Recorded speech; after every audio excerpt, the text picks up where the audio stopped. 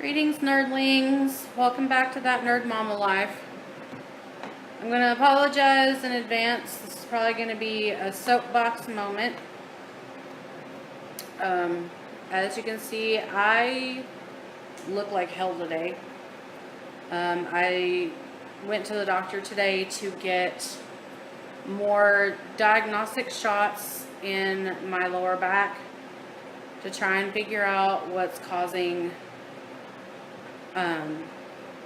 all of my pain in my back and my hips. I'm really sore. They hit a nerve somehow today and it just lit my whole entire back and legs and hips on fire. So I'm not feeling great today. Today's topic, I'm going to start by sharing a piece of news, which I'm pretty sure if you're a Game of Thrones fan, you probably already heard this, but if not, Emilia Clarke, the actress that plays Daenerys Stormborn, Mother of Dragons, came out last month and did an interview where she revealed that towards the beginning of her filming Game of Thrones, she suffered from brain aneurysms. She suffered from 2 of them. One was after she filmed the first season, and then another one that almost killed her a couple of seasons later. And she has started a charity called Same You, which is SAMEYOU.org. You can go there. It is a charity that she has started to raise money for neuro rehabilitation, because it's a disease. It's a silent killer. Brain aneurysms are no joke at all. And it's something that I agree with her. I don't think it gets enough recognition. It doesn't get talked about as much, which is sad. And that brings me to today's topic of invisible illnesses and disabilities. I have a lot of experience with this personally and with family and friends as well. It can either be a physical disability or it can be a mental disability. Something that to people on the outside, you look fine. Oh, well, you don't look sick or you don't look disabled. I absolutely hate those phrases. Hate them with the burning passion of the 7 L's. I hate that. A little bit of a story time. My husband, you guys met him, he has various physical and mental disabilities. He's a disabled veteran, getting treated in constant chronic pain, deals with PTSD, anxiety, depression, bipolar disorder, and we have handicapped plates on our car. Well, we went to the gas station one day, and of course my husband pulls into a handicapped spot. He walks into the store limping, and as you saw from the husband tag video, he looks like a younger man. He doesn't outwardly look like there's anything wrong with him, except for, on good days, he limps. On medium days, he walks with a cane. On the bad days, we don't even leave the house unless we absolutely emergently need to. So he pulls in this handicap spot and he limps himself inside. And the cashier behind the counter made a point to walk around the counter, look out at our car, which I was sitting in the car waiting for him, looked at the car, looked at the handicap sign, and then told my husband, "You ought to be ashamed of yourself for parking in a handicap spot when you don't need it."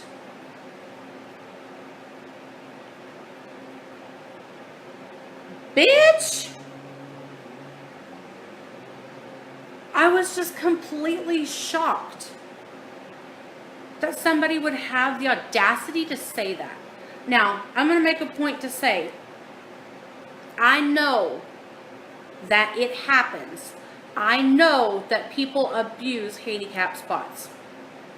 But when the DMV issues you handicap plates, not a placard, not a temporary disability tag that you just hang on your rearview mirror. We're talking permanent disability plates.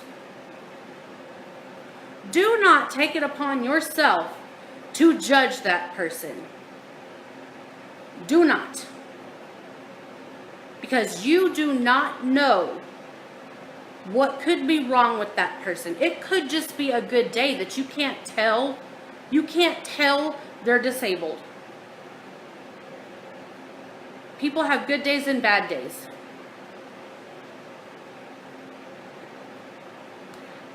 When I went to my appointment earlier today, I went to the pain clinic and I was sitting in the waiting room waiting for them to take me back from my procedure.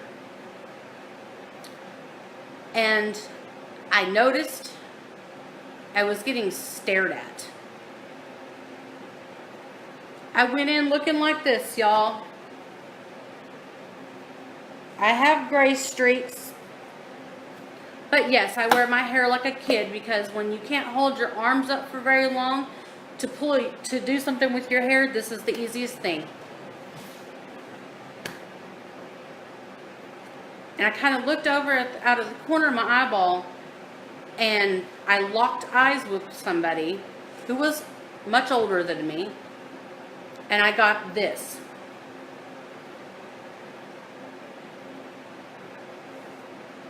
Excuse me? I wouldn't be here getting needles shoved into my spine for giggles. Trust me. If I didn't think I needed to be there, I wouldn't be.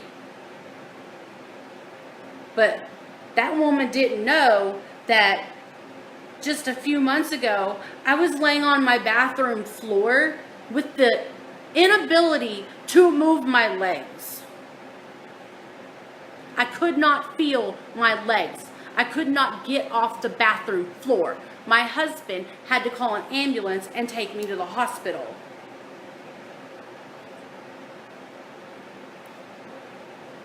It amazes me the amount of people that judge you because you happen to be younger and have a disability that they can't see right off the bat. That's not blatantly neon flashing lights apparent to them that it's a disability. I'm sorry, but some disabilities don't come with a wheelchair.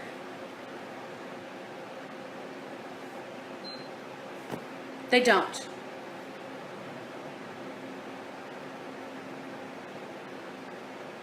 I get up every day wondering if I'm going to be able to actually function that day or not.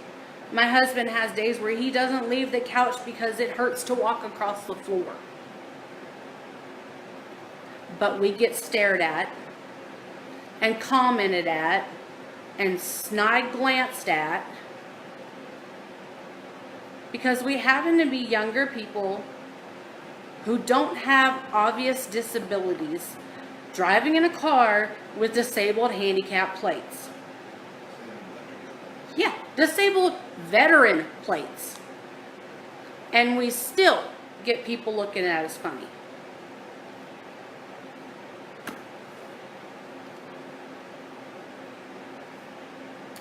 it really does a number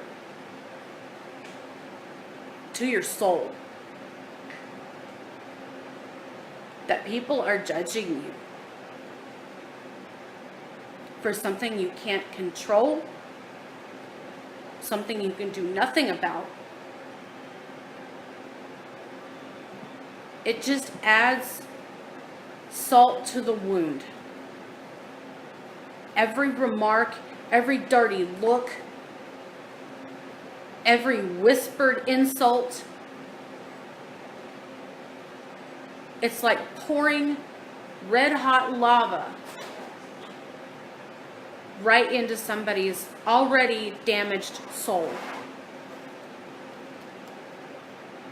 And it's not just physical disabilities either. Me and my husband both suffer from mental disabilities as well.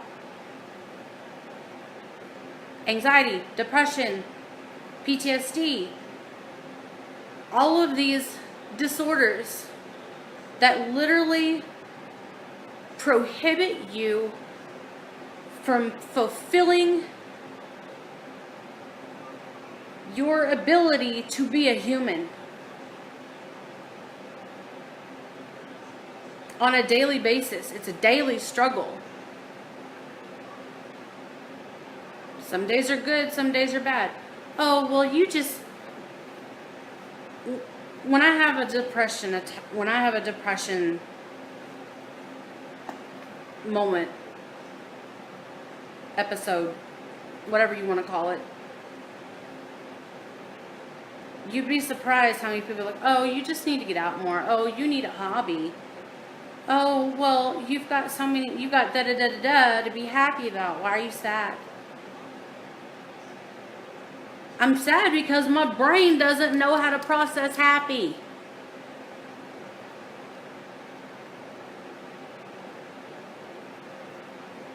It doesn't produce the chemicals correctly. Logically, there's a part of my brain that says, yeah, why am I like this? I shouldn't be like this. I've got this and this and this. You don't have to tell me that, Susan. My brain's already telling me that.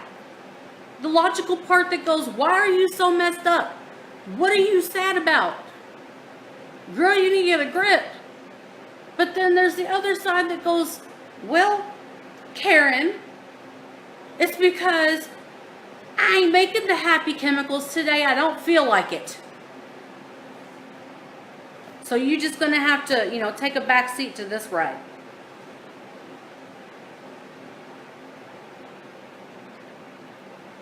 So many people, millions and millions of people around the world, like me, like my husband, like friends, like family, we deal with invisible things, but we're still visible. We're still human beings. And it hurts when people add more pain to what we already have to deal with on a daily basis. Don't judge somebody. If you don't know their story, keep your damn mouth shut.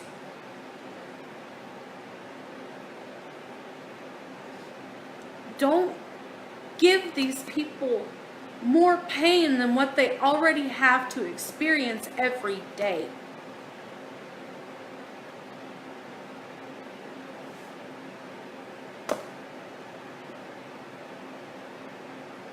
I will never judge someone because I don't live in their shoes. I don't see what they have to go through every day.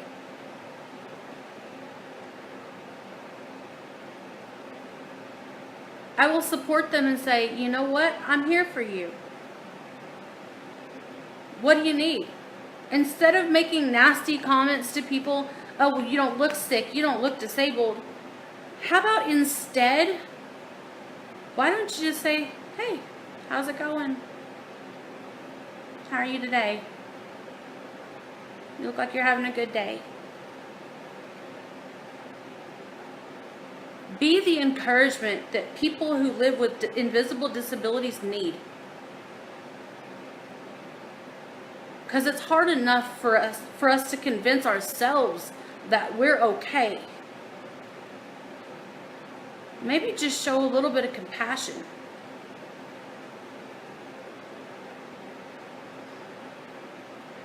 Hi, Chuck. Obviously, I've not had a good day. And I know that this is a huge rant. But it's something that, honestly, until this past January, I've only had to deal with secondhand. Except for the depression. I never knew what it was like to not have your body work the way it's supposed to. I've only dealt with it secondhand because of my husband. But these past few months,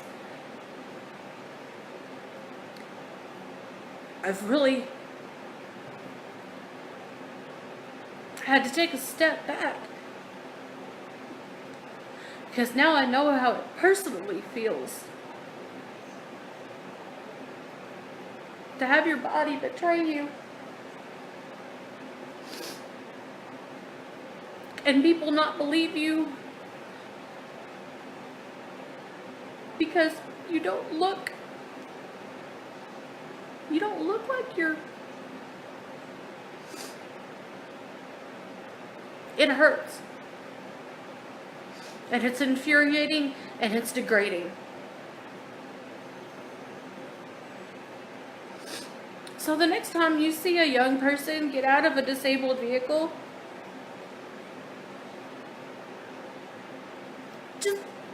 just walk away.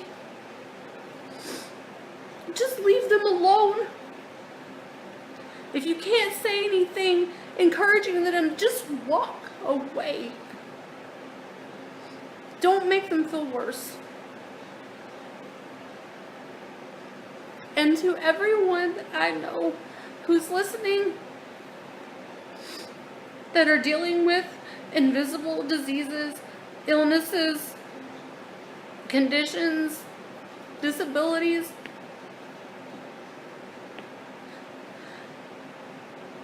just know that you have at least one person out there who will never question you.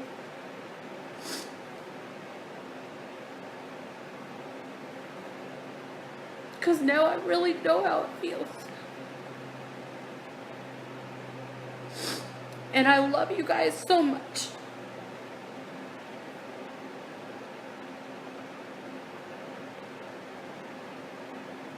I see you and I support you.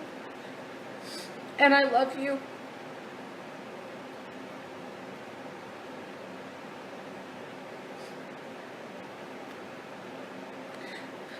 Thank you guys for listening to me. And if you know of anybody who needs to know that there is someone out there that knows how they feel,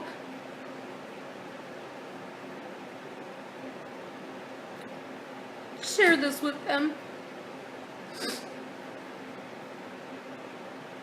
Please share it with them and let them know that there is some random stranger out in the universe that supports them and is there for them.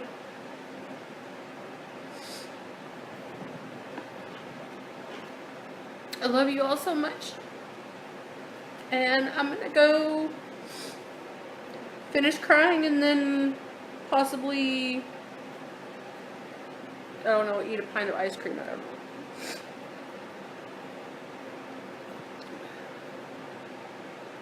I'll be back tomorrow, hopefully feeling a little better and in better spirits. You guys stay nerdy, love each other, and have a good night.